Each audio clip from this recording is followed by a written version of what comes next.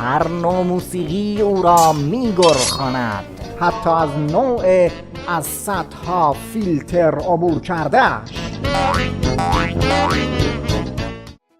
امان از وقتی که نوت‌های موسیقی از دو به ره به می، فا، سل، لا یا سی برسه و یا وارد اکتاوهای بالاتر بشه. هرچی فرکانس بالا بره، فرکانس هیجان هم بالا میره، به طور خاص در حاشیه کنسرت ها. کنسرت تنها موسیقی نیست، کنسرت حاشیه‌ای دارد و حاشیه‌اش ابتذال آفرینه.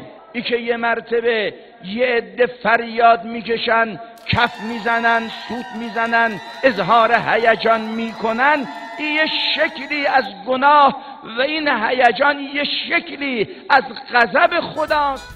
کلن این حاجی آنتی کنسرت با هر نوع هیجان مشکل داره. هر جا که ضربان قلب تند بشه آژیرهاش به صدا در میاد، حتی توی مسابقات ورزشی. ورزش جریان مقدسی است، حتی ورزش قهرمانی مقدسه، اما اگر بنا شد در کنار این اجرای برنامه ورزش قهرمانی یه عده دختر و پسر جمع بشن، هیجان پیدا کنن، کف بزنن، سوت بکشن و هوا بپرن، این میشه ابتذال و ابتذال مظهر گناه است.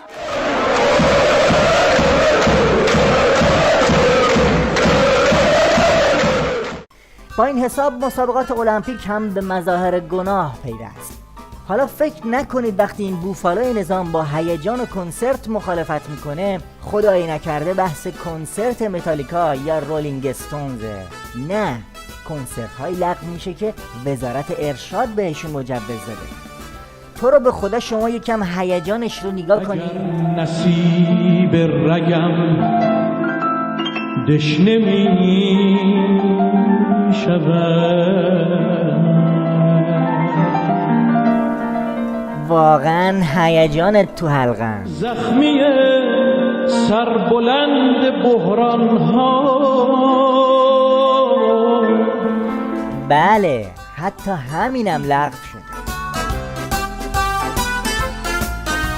بعد از اینکه اعتراضات به لغو کنسرت ها بالا گرفت، دادستانی مشهد قال قضیه رو کند و لغو همه جور کنسرت توی مشهد رو اعلام کرد. البته ما در مورد پشت صحنه‌اش هیچی نمیگیم، شما خودتون ربطش به موسیقی و لغو کنسرت رو دریابید.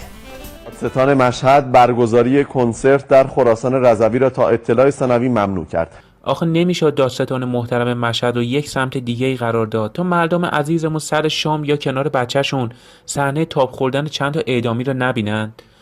کجای دنیا این تصاویر رو از تلویزیون نشون میدن که اینجا تصویر بک‌گراند خبر لغو کنسرت میشه؟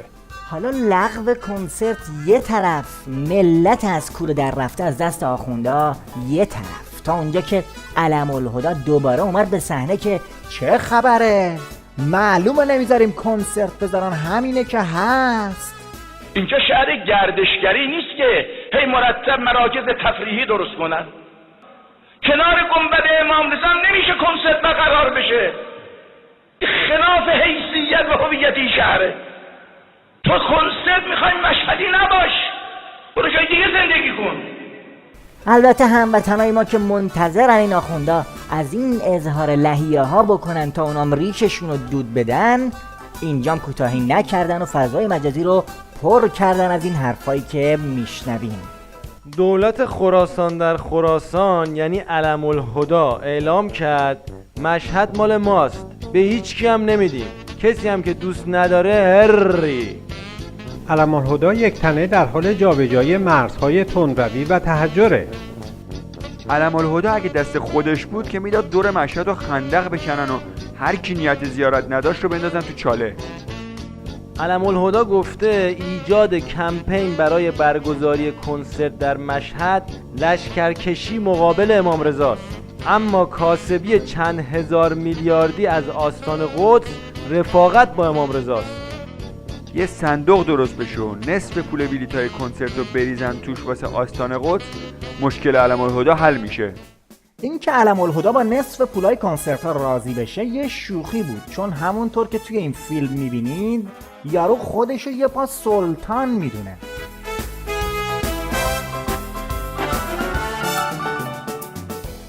در مقابل این رفتار ارباب رعیتی خیلی هم فیلمی از شاهزاده مراکش منتشر کردن که 12 سالشه ولی از تمدن دنیای امروز خیلی بیشتر میفهمه.